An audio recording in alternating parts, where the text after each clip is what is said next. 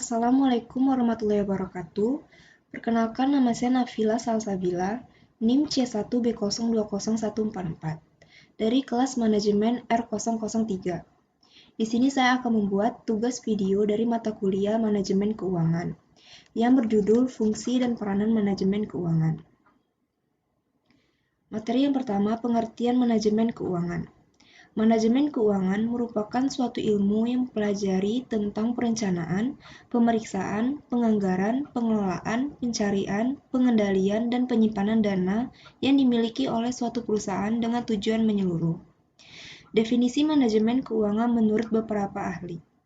Dari Liefman, manajemen keuangan merupakan usaha untuk menyediakan uang dan menggunakan uang untuk mendapat atau memperoleh aktiva.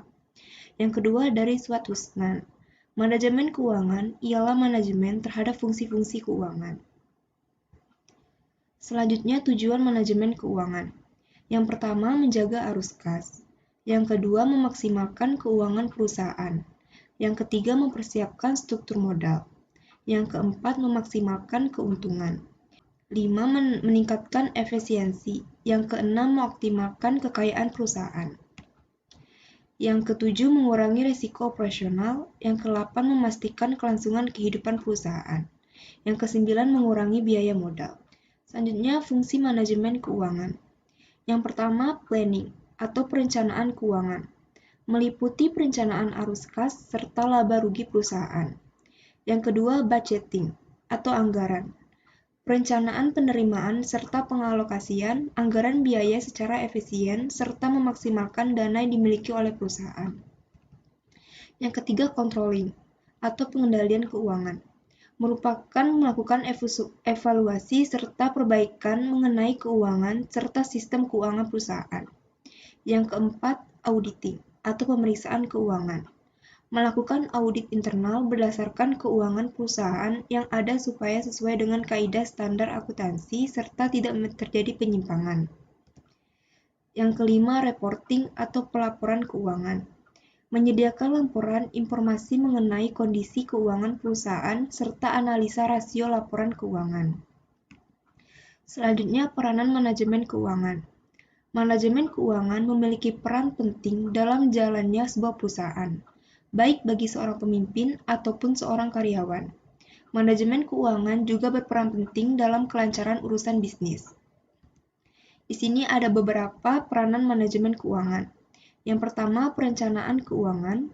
Yang kedua, menjaga dan melindungi dana. Yang ketiga, alokasi dana.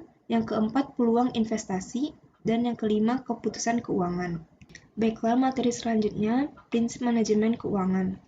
Manajemen keuangan pada prinsipnya adalah tindakan yang diambil untuk menjaga kestabilan keuangan dalam perusahaan. Di sini ada beberapa prinsip manajemen keuangan. Yang pertama, akuntabilitas. Agar dapat diketahui dari mana dana diperoleh, dana dipakai untuk apa saja, serta bagaimana perusahaan memakai dana tersebut. Yang kedua, konsistensi. Sistem keuangan perusahaan harus dilakukan secara konsisten. Bukan berarti perusahaan tidak boleh mengganti sistem yang sudah berjalan, tetapi dengan adanya pergantian tersebut menandakan adanya penggunaan dana yang tidak stabil. Yang ketiga, kelangsungan hidup.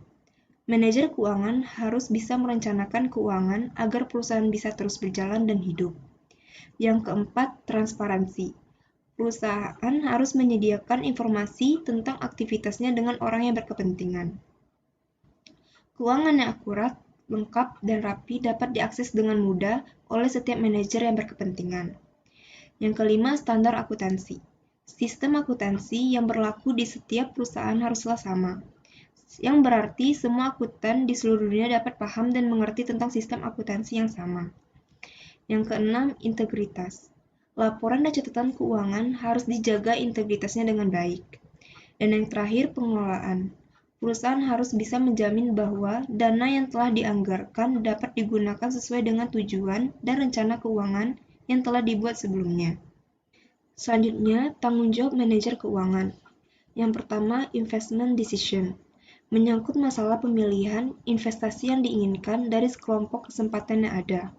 Memilih satu atau lebih alternatif investasi yang dinilai paling menguntungkan. Yang kedua, financing decision. menyangkut masalah pemilihan berbagai bentuk sumber dana yang tersedia untuk melakukan investasi. Memilih satu atau lebih alternatif pembelanjaan yang menimbulkan biaya paling murah. Dan yang terakhir, dividend decision, menyangkut masalah penentuan besarnya presentasi dari laba yang akan dibayarkan sebagai dividen tunai kepada para pemegang saham, stabilitas pembayaran dividen, pembagian saham dividen, dan pembelian kembali saham-saham. Baiklah, sekian dari saya. Wassalamualaikum warahmatullahi wabarakatuh.